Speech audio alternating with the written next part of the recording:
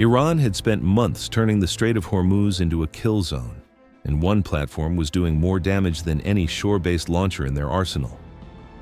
Sitting 12 miles off the northern coastline, the Rostam 7 oil platform had been quietly converted into a forward command node, armed with Shahed drone launch rails, encrypted communications arrays, and a rotating garrison of IRGC naval special forces. Every mine-laying operation in the southern Strait corridor was being coordinated from that platform. Every drone swarm that harassed passing tankers was being vectored from its control room.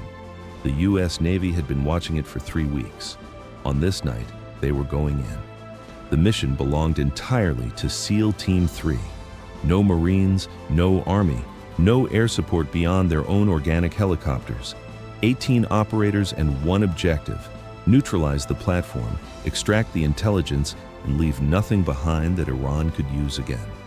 At 22:30 hours, Lieutenant Commander Derek Calloway gathered his platoon inside the Combat Operations Center aboard the USS Theodore Roosevelt, positioned 40 miles southeast of the target.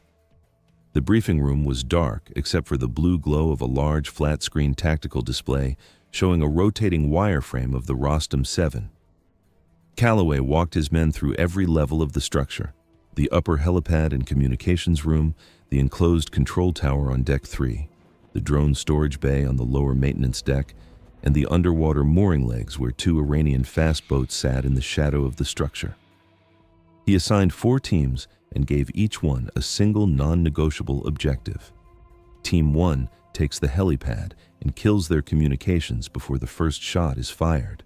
Team 2 clears the drone bay. Team 3 breaches the control tower and captures the garrison commander alive. Team 4 hits the water and handles the fast boats before they can move. Calloway looked across the room and said it plainly: "We are in and out in under 10 minutes. If it takes longer than that, we did something wrong." Nobody laughed. Nobody shifted in their seat. The SEALs listened the way they always listened before a direct action mission, like every word was a coordinate they needed to memorize. The preparation that followed was quiet and precise. The operators pulled on their dark tactical dry suits over plate carriers and fitted rebreathers for the water approach. Mk-18 rifles were suppressed and loaded with subsonic rounds. Mk-13 sniper rifles were zeroed for cross-deck engagement distances. Breachers checked their shaped charges and linear cutting tools. Combat divers loaded their underwater propulsion vehicles and secured limpet mine packages to their rigs. Medical personnel confirmed their trauma kits were accessible without removing gear. Every man moved with the calm efficiency of someone who had done this exact rehearsal too many times to count. At 23:15 hours, 2 MH-60R Seahawk helicopters lifted off the Roosevelt's flight deck and immediately dropped to 50 feet above the water, flying nap of the Earth with no external lights. Simultaneously, 4 Mark VI patrol boats carrying the assault teams departed the carrier's stern gate and accelerated northwest across the Black Gulf. The boats ran at reduced throttle to limit their acoustic signature: no radio traffic, no white light. The strait was dark and the sea was flat.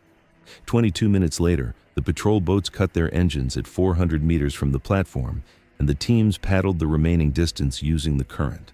The helicopters arrived overhead at the same moment, holding a hover above the helipad with rotors at minimum pitch. The first 2 teams fast roped onto the upper deck in under 40 seconds, while the combat divers slipped beneath the surface and propelled toward the mooring legs. Within 90 seconds, all 4 teams were on the platform. Team 1 moved directly to the communications room and jammed every transmitter before a single guard understood what was happening. Team 2 cleared the drone bay with flashbang grenades and secured 8 launch-ready Shahed units intact. Team 3 breached the control tower door with a strip charge, moved through 2 rooms of disoriented Iranian personnel, and had the garrison commander flex-cuffed and hooded before he reached the emergency radio.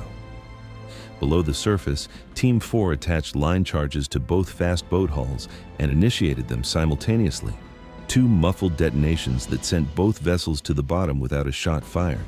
The entire platform was under SEAL control in 7 minutes and 40 seconds.